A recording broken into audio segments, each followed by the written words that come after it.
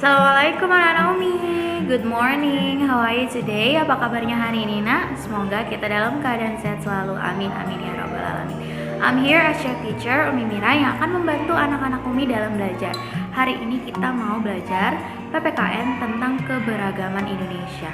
Anak-anak Umi, simak video berikut ya. Nah, anak-anak Umi pasti udah tahu kan keberagaman itu apa? Udah Umi jelaskan pada video sebelumnya kan, Nak, bahwa keberagaman itu adalah macam atau jenis.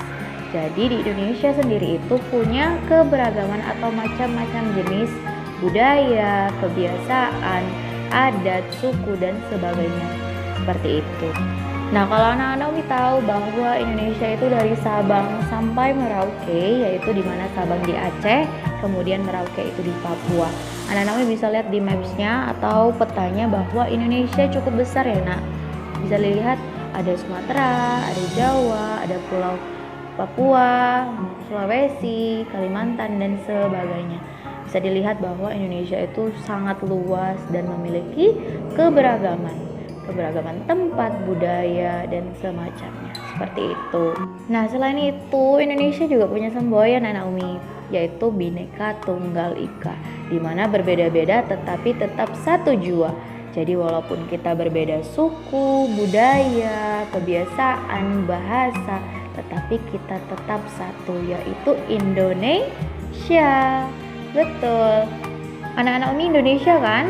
Oke, nah untuk yang selanjutnya itu adalah keberagaman suku bangsa. Nah, suku bangsa itu apa, Umi?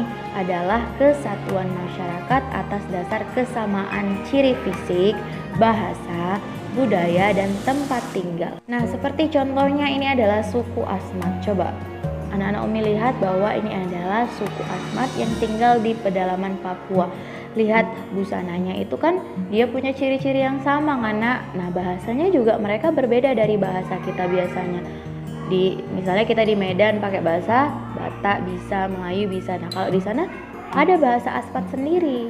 Itu juga udah termasuk membuktikan adanya keberagaman suku bangsa, Nak. Nah, untuk yang selanjutnya ada contohnya dari suku Dayak. Ini penduduk asal Kalimantan. Lihat, Nak, kostumnya berbeda kan dari suku Dayak sebelumnya. Lihat, dia punya topi di kepalanya kayak mahkota, dan mereka juga punya bahasa sendiri, Nak, nggak sama kayak bahasa orang Asmat. Seperti itu. Bisa dipahami anak-anak Umi? Itulah juga termasuk contoh keberagaman suku bangsa. Ada banyak suku bangsa di Indonesia, tapi contohnya Umi sebutkan itu dulu ya. Nah, berikut ini adalah persebaran suku bangsa di Indonesia. Nah, anak-anak Umi tahu kan bahwa di Indonesia itu ada 34 provinsi. Dalam setiap provinsi aja, Nak, itu banyak sekali suku-sukunya.